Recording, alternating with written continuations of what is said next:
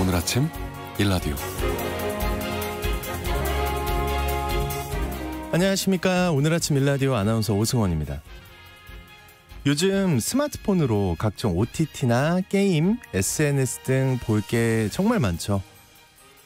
그러다 보니까 점점 집중도 안 되고 힘들어지는 게 독서인데요. 여러분 평소에 책 얼마나 읽으십니까? 독서하면 가을을 떠올리시는 분들이 많을 것 같은데요. 오늘은 1995년 유네스코가 제정한 세계 책의 날이라고 합니다. 독서 출판을 장려하기 위해 마련한 날이라고 하는데요. 우리나라의 경우엔 갈수록 독서량이 줄고 있는 것으로 나타나고 있습니다. 문화체육관광부가 2022년 9월부터 지난해 8월까지 진행한 국민 독서 실태 조사 결과에 따르면요. 성인의 종합 독서율은 32%, 독서량은 3.9권에 그쳤다고 하고요. 이게 2년 전보다 0.6권 줄어든 것으로 나타난 거라고 합니다. 성인 절반 이상이 1년에 책을 한 권도 읽지 않는다는 의미인데요. 안타까운 건 소득에 따라 독서율도 양극화 현상이 크게 벌어진다는 점입니다. 책을 읽는 것이야말로 현재의 문제를 풀어가는 건 물론 미래를 준비하기 위해 가장 중요한 공부법이자 가장 가성비가 좋은 투자법인데요. 실제 저마다 크고 작은 성공과 부를 일군 사람들의 얘기 들어보면요. 그들이 한결같이 하는 말 있죠. 바로 책을 통해 성장하면서 통찰력과 지혜를 배웠다는 것입니다. 봄철에는 나들이가 많아서 출판계에선 책이 잘 안 팔린다고 하는데요. 책 시장만큼은 계절을 타지 않고 사랑받았으면 좋겠고요. 오늘 같은 날 좋은 책 주고받는 즐거움도 나눠보면 의미 있고 좋지 않을까 싶습니다. 4월 23일 화요일 오늘 아침 일라디오 출발합니다.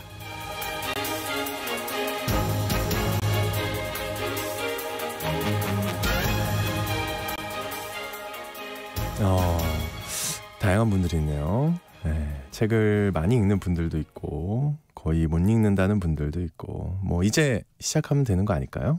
네, 부담은 갖지 마시고요. 마음 편하게 아주 편한 마음으로 책을 잡는 게 중요할 것 같아요. 자, 오늘 아침 일라디오 이 시간은 물론 KBS 일라디오의 모든 프로그램은 유튜브 KBS 일라디오 공식 채널이나 모바일 콩 어플리케이션을 통해 실시간으로 함께 하실 수 있습니다. 화요일입니다. 해외 농업 소식 살펴보고요. 텃밭 가이드 시간에는요. 탄소 배출을 줄이고 토양 유실을 막는 농사법에 대해 알아보겠습니다. 텃밭 농사에 대한 궁금증이나 질문 있으시면 지금부터 문자 보내주시죠. 단문 50원, 장문 100원이 드는 유료 문자 샵 9730으로 보내주시기 바랍니다. 유익한 정보와 살아있는 이야기가 있습니다. KBS 오늘 아침 일라디오. 다양한 해외 농업 소식 알아보겠습니다. 조윤주 외신캐스터님 나와주셨습니다. 어서 오십시오. 안녕하십니까. 네. 첫 소식. 여름하면 가장 먼저 생각나는 곤충 모기인데요. 모기. 요즘도 좀 보여요? 엘리베이터 안에. 있어요? 네. 좀 막 그 주차장에 있던데 깜짝 그래요? 놀랐어요. 네. 엘리베이터 주차장에 있다가 네. 엘리베이터 타고 이렇게 사람 따라서 네 오는 것 같아요. 근데 역시 이제 모기도 그렇지만 매미 또 섭섭하잖아요. 빼놓으면. 그렇죠. 네. 그 올 여름 다행입니다. 우리나라가 아니라. 미국은 좀 안타깝고요. 네네. 미국에 가장 많은 매미떼가 날아들 것 같다고요. 맞습니다. 여의도 얼마나? 하면은 벚꽃 앤 매미. 여의도도 매미 진짜 많거든요. 여의도도. 네, 여름에 그랬나? 진짜 네. 굉장히 시끄러운데 네. 올 여름에 미국에 221년 만에 가장 많은 매미가 날아든다고 합니다. 221년 만에 가장 많은 매미떼가. 네, 그래서 세상에. 이번 달 말부터 최대 1조 마리. 1조 마리요. 1조 마리의 매미가 미국 중서부 남동부를 뒤덮게 된다고. 살짝 소름이 돋았어요. 예. 네, 미국 언론들이 일제히 보도했습니다. 중서부와 남동부요. 네. 혹시 가시는 분들 참고하세요. 네. 네. 근데 우리나라처럼 미국에서도 해마다 여름이 되면 이제 매미가 등장합니다. 그러니까 매미가 우는 이유가 자신의 반쪽을 찾기 위해서.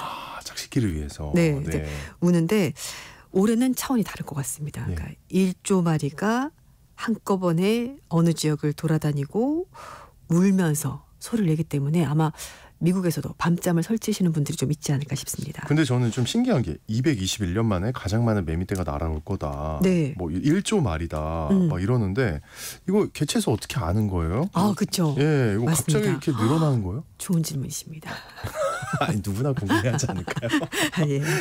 이게 뭐 지구 온난화, 환경 변화 이런 게 아니고요. 아니에요? 네, 아니고 그걸 줄 알았는데. 매미의 자연스러운 생애 주기 때문에 예. 이제 이런 일이 벌어진다고 하는데요. 생애 주기. 네, 이제 미국에 있는 매미 중에서 해마다 모습을 보이는 종류가 여러 가지가 있는데 13년 또는 17년 만에 한 번 등장하는 매미도 있습니다. 매미가 이제 이렇게 짝짓기를 하고 알을 낳고 그 알이 이제 보통 땅에다 이제 부화를 하는데요. 그러면 땅 속에서 애벌레 상태로 13년 또는 그렇게 오래 있어요. 17년 동안 예. 지내는 매미가 있는데요. 그래서 그런 종류가 있다는 네, 거죠. 그래서 특정한 주기마다 출몰하는 매미를 그래서 주기매미, 주기가 있다. 네, 맞아요. 주기매미라고 하는데요. 뭐 눈이 빨갛고 좀 약간 몸집은 작다고 하는데 소리가 일반 다른 매미에 비해서 훨씬 더 크다고 합니다. 그래서 출몰 연도 지역에 따라서 이제 5무리 정도가 있는데 네. 올해는 이 2개 무리가 동시에 출몰하기 때문에 개체수가 1조 마리까지 아이고. 나오는 거고요. 예, 그래서 이게 갑자기 많아지게 되는 겁니다. 그래서 이 2가지 종류가 한꺼번에 나타나는데 13년마다 나오는 매미 한 종류가 있고 17년마다 나오는 매미 종류가 하나 있는데 이 2개체가 2종류가 같이 맞물리는 연도가 있습니다. 아하. 그게 221년마다 한 번씩 등장하는데 네. 그게 바로 지금이다. 올해입니다.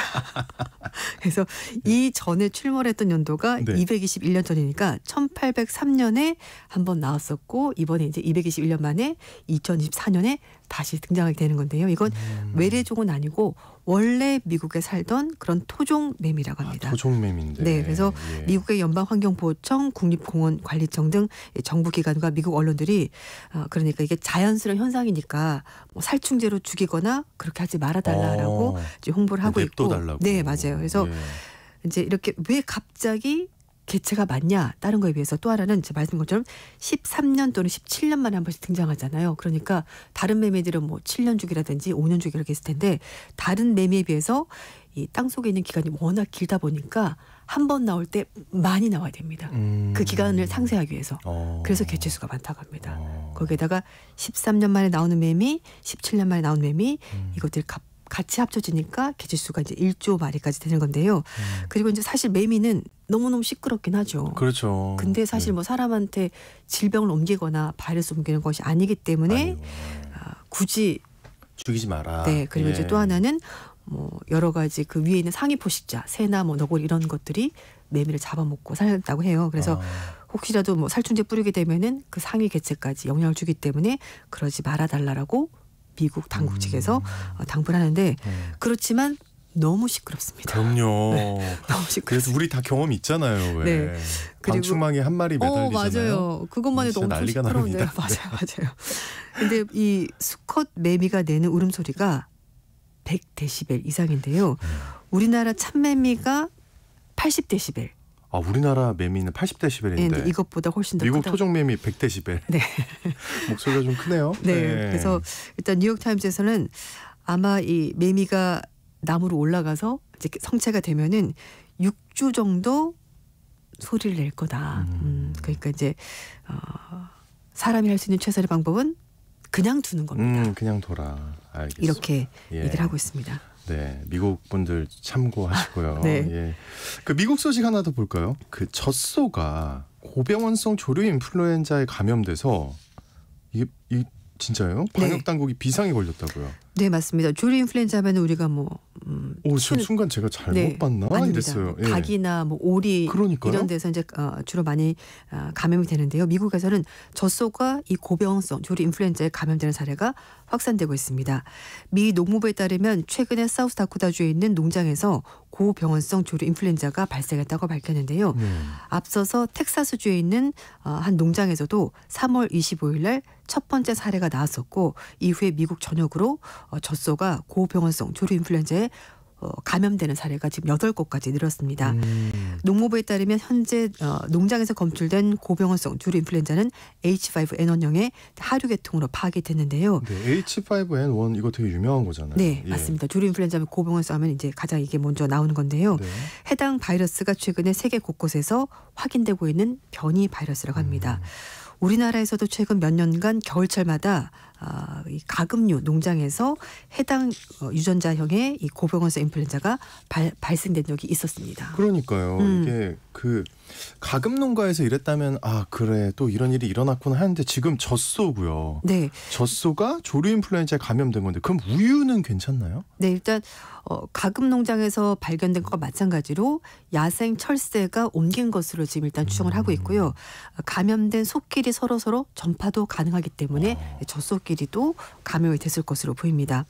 그리고 또 하나 텍사스주에서는 낙농장에서 근무하는 사람 역시 네. 고병원성 조류 인플루엔자에 감염된 사례가 이번 달 초에 나왔다고 하는데요. 예. 인수 공통 전염병, 그러니까 사람도 동물도 다 걸릴 수 있는데 일단 사람이 감염이 되면 감기와 비슷한 증상이 나타난다고 합니다.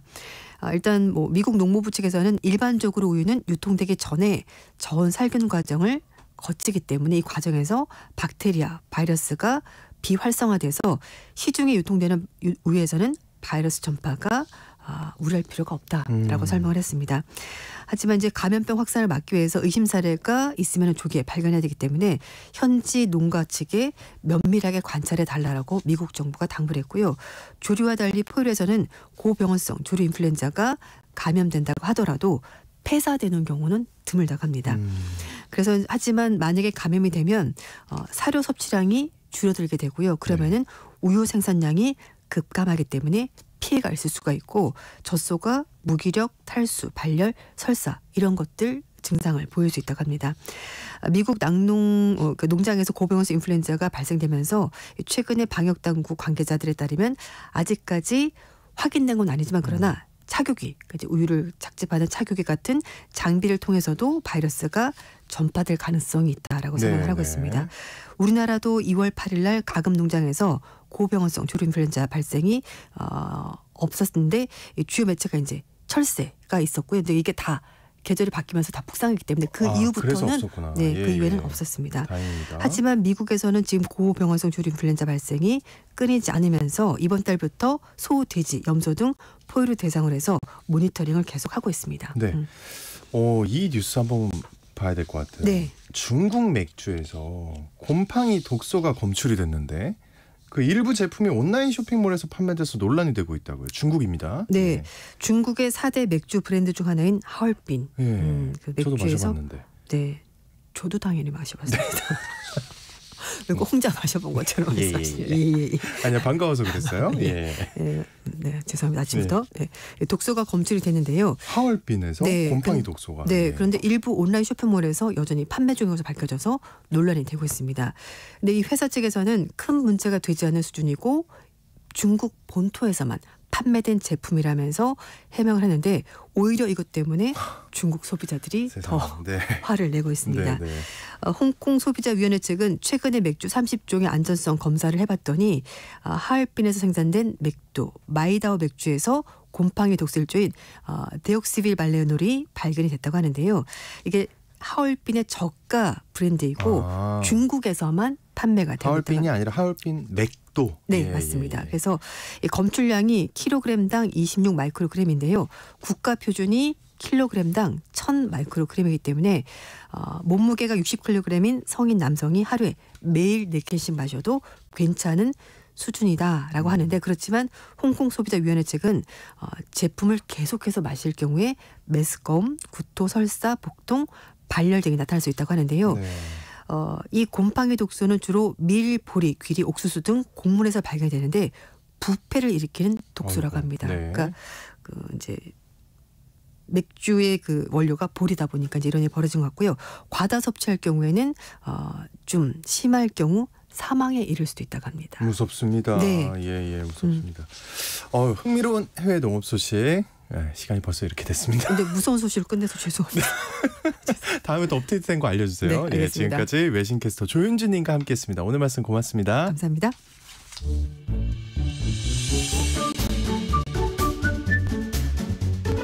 아침을 여는 기분 좋은 습관. KBS 오늘 아침 일라디오.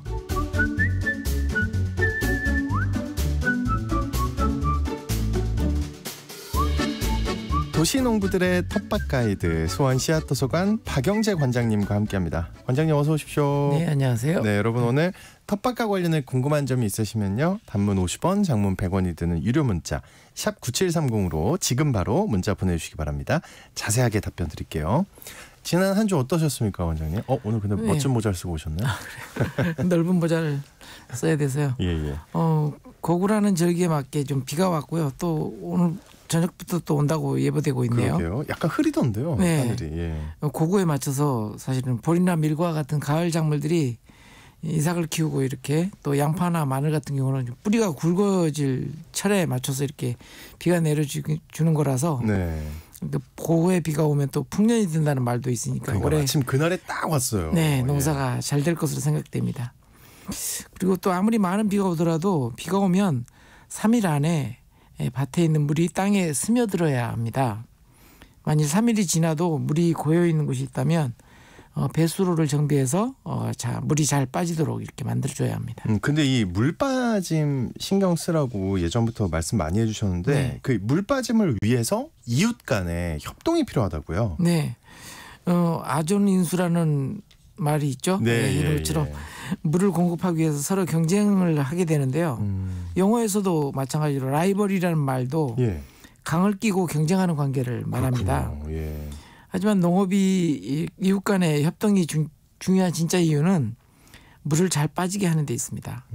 나만 물을 잘 빠지게 한다고 하더라도 다른 밭이나 논을 거쳐서 이렇게 물이 빠져야 되기 때문에 서로 협력해야 합니다. 그 일항을 낼 때 그리고 토양 유실에 주의해야 한다고요. 네, 경사가 진 밭의 경우에는 물을 빼기 위해 경사로 방향으로 일항을 만들게 되면 물이 몰려들어서 토양 유실이 심해집니다. 쭉 그냥 흘러버리는군요. 네. 그래서 등고선을 따라 일항을 만들어야 물이 서서히 빠지면서도 토양 유실을 막을 수가 있습니다. 미국 중서부에 있는 주들은 지구상에서 가장 생산성이 높은 농업지역으로 알려져 있는데요. 1850년대 이후 총 36cm에 달하던 비옥한 표층토 중에서 거의 22cm가 소실되었다고 합니다. 수차례 빙하기를 거치면서 산악지역에서 흘러든 이런 양질의 토양이 사라지고 있는데요. 이 속도로 방치하면 2107년에 되면 모두 사라진다고 합니다. 토양이요? 네. 양질토만 사라지는 거예요? 아니면 그냥 그 표층토부터 사라지겠죠. 세상에. 네. 그럼 토양이 없으면 농사 어떻게 해집니까? 이 토양이 어떻게 보면 제일 중요한 거 아닌가요? 네. 예. 우리가 농사짓는 기반을 이루고 있는 토양은 과거 수천 년에서 수만 년에 걸쳐서 이렇게 만들어지는 것인데요. 바람에 의해서 또 이렇게 빗물에 의해서 침식이 계속 이루어지고 있습니다. 전 지구적으로 비옥한 토양은 해마다 240억 톤이라는 속도로 유실되고 있다고 합니다. 표토층으로 대표되는 토양은 식물의 뿌리가 내리는 곳으로 흔히 거꾸로 선 숲이라고 표현할 정도로 탄소를 가두는 소중한 공간입니다. 네. 그 밭을 갈아엎을 때도 이 탄소 배출을 생각해야 한다면서요. 네. 밭 전체를 갈아엎는 교훈 작업도 요즘은 이제 보존 교훈이라는 이름으로 작물 심을 공간만을 선택해서 갈아서 토양 내부가 전체적으로 표토로 드러내지 않게 이렇게 하고 있기도 하거든요. 토양 내부에 가둬진 탄소에 기대어 서식하는 미생물의 공간을 교란시키지 않아야 탄소가 서서히 배출되는 그런 효과를 낼 수가 있습니다. 네. 요즘은 근데 이제 이런 거를 좀 신경 쓴다고 해도 예전에는 그럼 어떻게 했을까요? 조선시대에는 요즘처럼 기계도 없었고 그다음에 소도 귀했기 때문에 작물 심을 공간을 중심으로 밭을 일구는 구종법이라는 농사를 했고요. 심을 공간만 이렇게 네네. 거름을 넣어서 이렇게 심는 작물을 심었던 일항을 곡식골, 빈 일항을 헛골이라고 해서 곡식골이 이듬해에는 작물을 심지 않는 헛골이 되고 헛골에다 작물을 심어서 곡식골로 바꾸는 농사를 했습니다. 예. 이런 농사법을 견종법이라고도 했고요. 우리 그 연암 박지원 선생이 이런 농사법이 있어서 대전법이라는 유럽에서의 휴경과 같은 효과를 낼 수 있었다고 얘기하고 있습니다. 같은 밭인데. 예, 휴경을 안 해도 되는 그러니까요. 식으로 이제 농사를 지었다는 거죠. 우리나라는. 예. 그 밭에 보면은 검은 비닐을 이렇게 씌워 놓던데요. 네. 이것도 흙을 지키기 위한 거라고요? 네, 요즘은 검정 비닐, 플라스틱이죠. 정확하게는 검정 비닐이 흙을 덮어서 침식을 막는 중요한 역할을 하고 있기도 합니다. 하지만 토양 내 생태계가 어떻게 변화하는지에 대한 연구가 필요해 보이는데요. 뿌리가 깊게 내리지 못해서 작물이 인위적으로 이렇게 수분을 공급해 줘야 되고요. 또 땅속 유기물이 분해되면서 내보내는 가스가 충분히 배출되지 않아서 병에 취약해지는 문제가 발생할 소지가 있습니다. 네. 또한 이제 자연스럽게 토양 속에서 보내야 할 토양 속에서 이렇게 저장해야 될 탄소도 줄어들 수밖에 없습니다. 네. 그 밭을 만드는 과정에서도 또 탄소 배출을 줄이기 위한 노력이 필요한 거네요.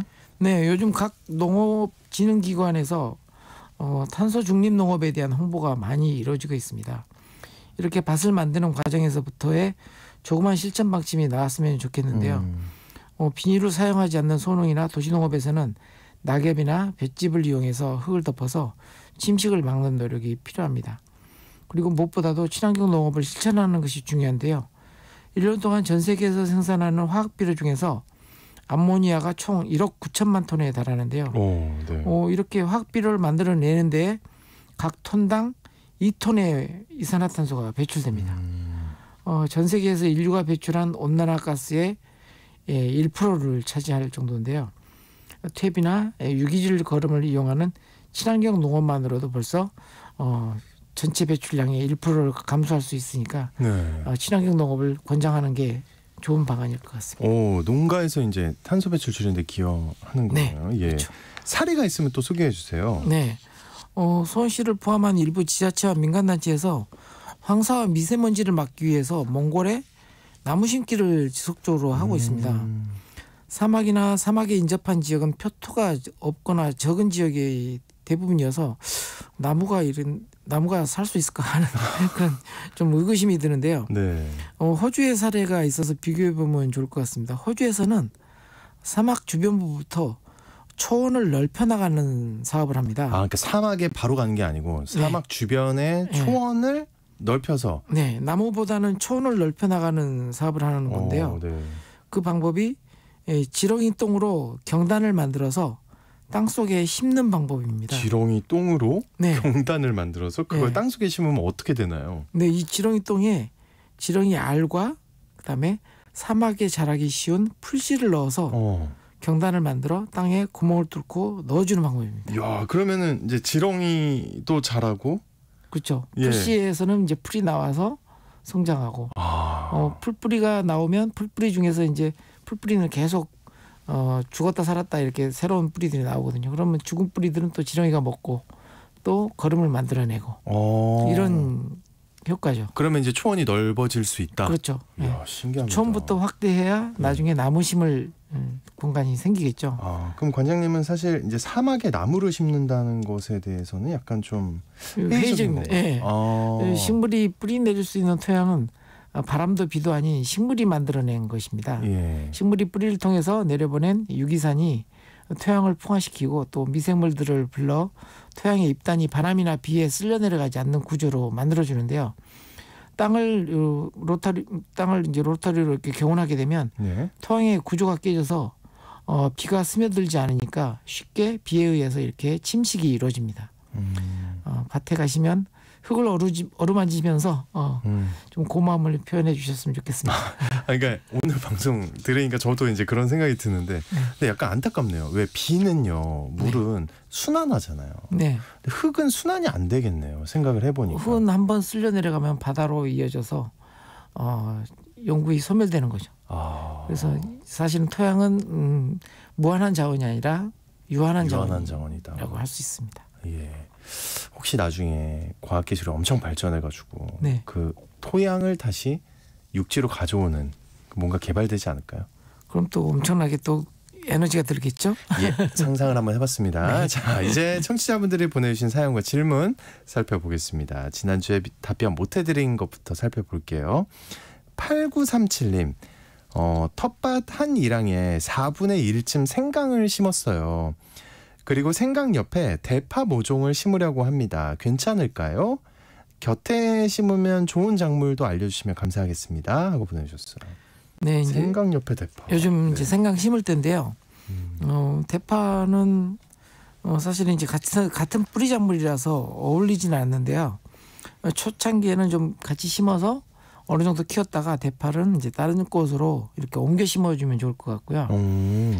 대파 생강과 좀 어울리는 작물은 오이입니다. 오이요. 네, 그래서 오이는 넝쿨로 올려서 약간의 그늘을 좀 들여주면 생강 작물에 좀 보탬이 됩니다. 그렇군요. 오이와 넝쿨. 네.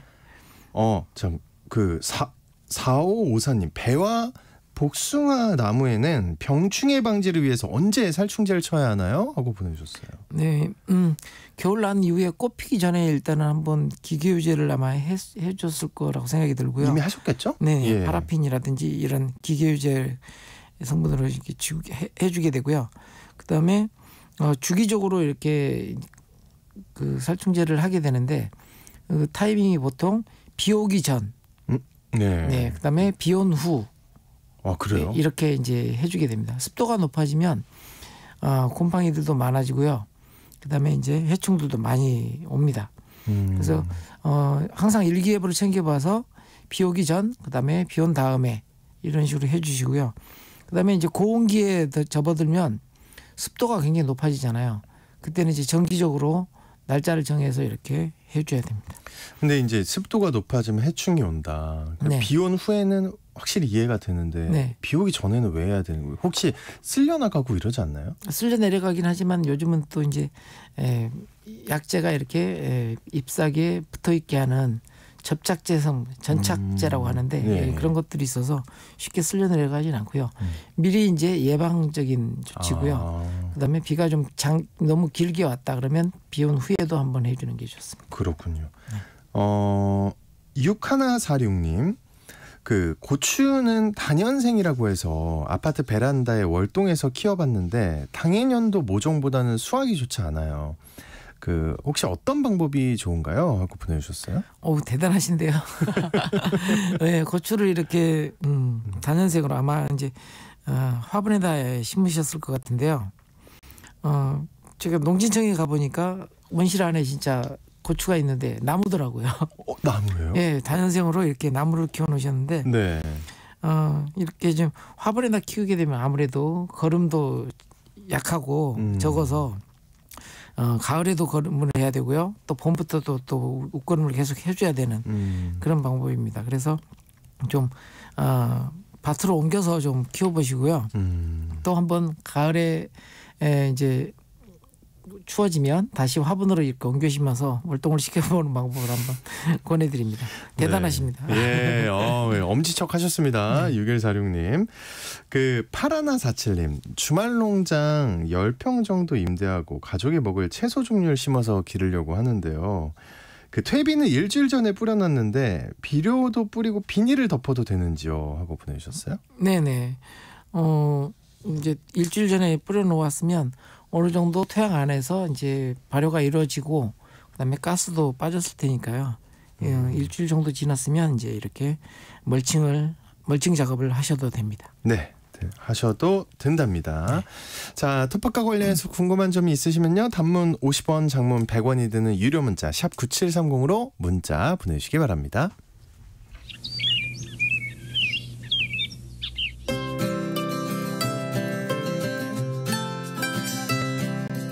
지금 여러분께서는 수원 씨앗도서관 박영재 관장과 함께하고 계십니다.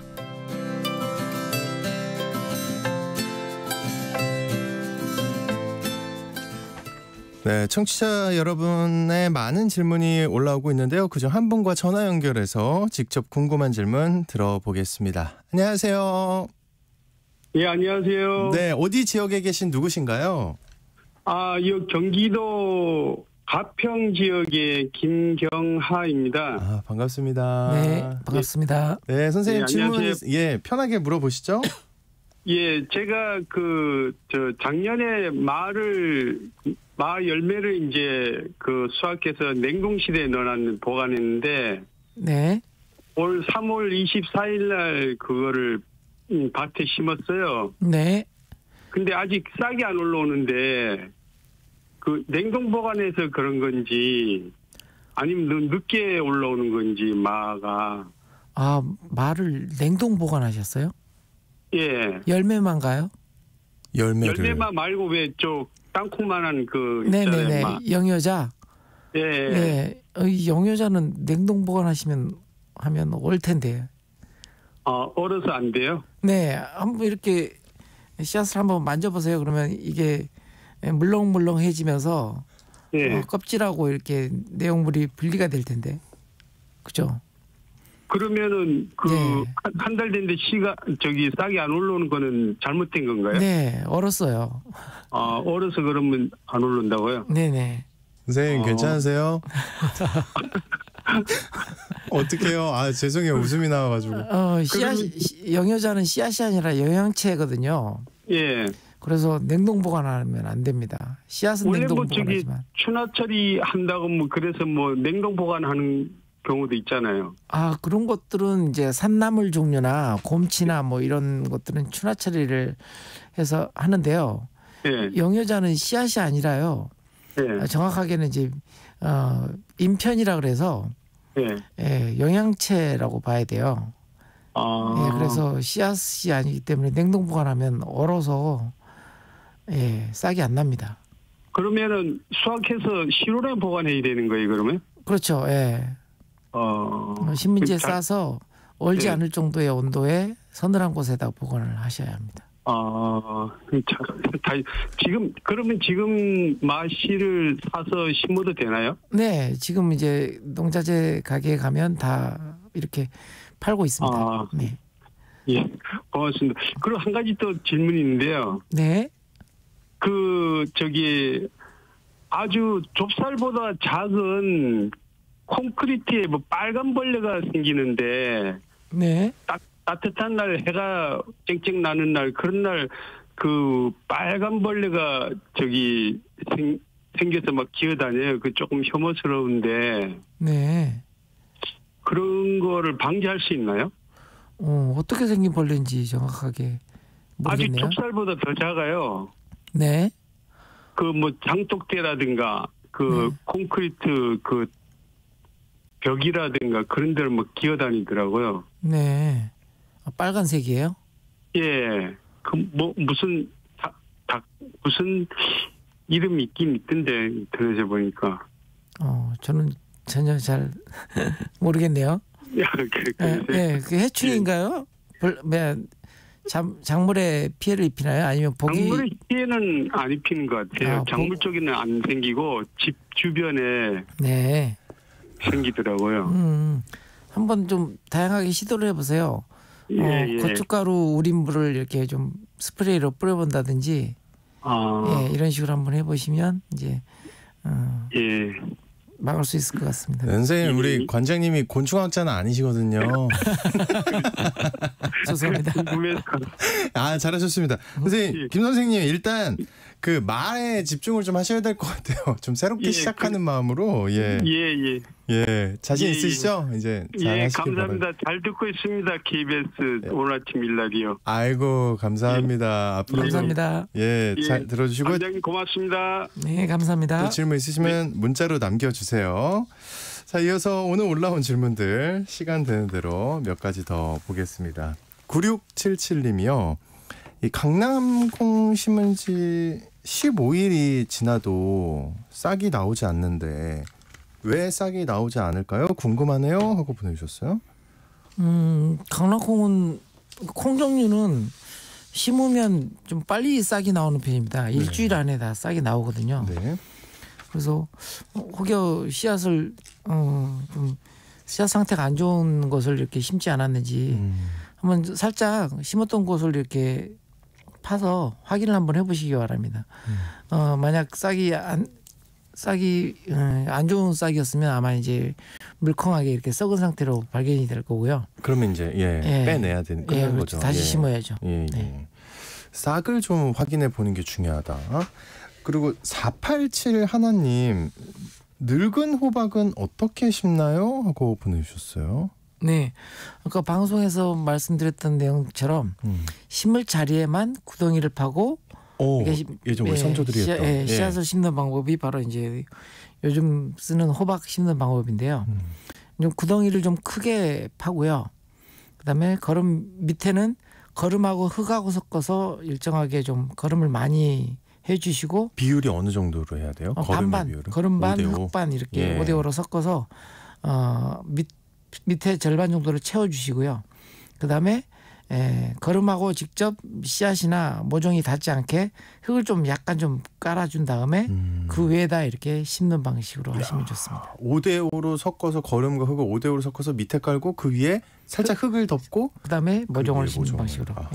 예. 보통 이제 나무 심는 방법이 그렇게 하거든요. 네. 마찬가지로 거름하고 직접 호박 모종이 닿게 되면 뿌리가 활착이 잘 안 돼서 이렇게 약간 띄워주는 게 좋습니다. 네. 그리고 김옥준님, 관장님 여기 군산인데요.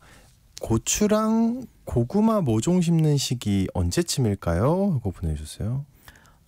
고추는 보통 군산이면 따뜻한 지역이라서 네. 5월 초에 심으시면 될 것 같고요. 5월 초 아직 시간이 좀 네. 있네요. 예, 네. 많진 않고. 그리고 고구마는 보통 이제 5월 말에서 6월 초 경에 이렇게 심으시면 됩니다. 네.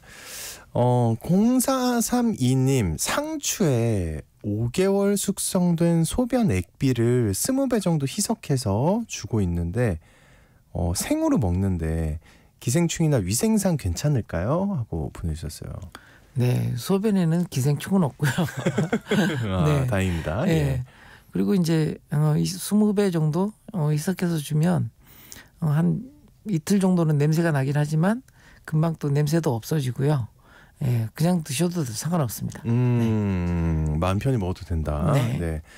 최영옥님은요. 안녕하세요. 전라북도 완주 봉동입니다. 생강으로 유명한 곳인데요. 그렇죠. 예. 부모님께서 작은 텃밭에 심은 생강이 자꾸만 죽는다고 네. 속상해하시는데요. 이거 왜 그런 걸까요? 거름이나 비료를 바꿔야 할까요? 하고 보내주셨어요. 생강으로 유명한데 생강이 자꾸 죽는다. 생강도 연작 피해가 있는 작물입니다. 그래서 애초에 생강을 심었던 곳을 피해서 다른 장소로 이렇게 좀 옮겨 심어 주시고요. 그다음에 이제 그쪽 그렇게 자주 죽는다는 얘기는 배수에 문제가 있거나 아니면 토양 살균을 좀 해줘야 되는 그런 조건일 수도 있습니다. 그러니까 거름이나 비료보다는 네. 예. 그렇군요. 영옥님 예, 참고하시길 바라겠고요. 1269님 밭 가장자리에 쇠뜨기가 번성해서 뽑아도 뿌리가 깊어서 끊어져 버린대요. 네. 그래서 며칠 후면 또 자라나고 네. 정말 골칫거리입니다. 농약을 거의 안 쓰고 농사 짓는데요. 이 쇠뜨기 박멸하는 방법 있으면 꼭 좀 알려주세요 하고 보내주셨어요. 없습니다. 예. 저도 쇠뜨기가 많은 밭에서 하고 있는데요. 쇠뜨기를 박멸하기 위해서 표토 한 30cm를 계속 파면서 하나하나 이렇게 땅속 줄기를 걷어낸 적이 있는데요. 네. 그래서 사라진 줄 알았는데 또 나타나더라고요. 어떻게 해야 돼요? 예. 계속 그냥 나오는 거예요? 예, 쇠뜨기는 어쩔 수 없고요. 쇠뜨기는 또 양치 식물이라서 좀 약간 습한 공간에서는 많이 생겨요. 그래서 그런 습한 기운들을 좀 많이 없애주고 그러면 식물들은 또 이렇게 천일을 하잖아요. 잡초들도 생태 바뀌어요 계속. 그래서 이런 잡초들도 계속 변경이 되니까 토양 환경을 한번 습도 환경을 좀 바꿔보는 것도 괜찮을 것 같습니다. 네. 알겠습니다. 시간상 오늘은 여기서 마무리를 해야 할 것 같습니다. 답변 못 해드린 질문들은요. 저희가 잘 보관했다가 다음 주에 이어서 해드릴게요. 텃밭 가이드 시간 지금까지 수원 씨앗도서관의 박영재 관장님과 함께했습니다. 관장님 오늘 고생 많으셨습니다. 네, 감사합니다. 전국이 흐리다가 밤부터 비가 내릴 전망이라고 합니다. 여러분 오늘도 기분 좋은 하루 보내시고요. 전 내일 다시 인사드리겠습니다. 지금까지 오승원이었습니다. 고맙습니다.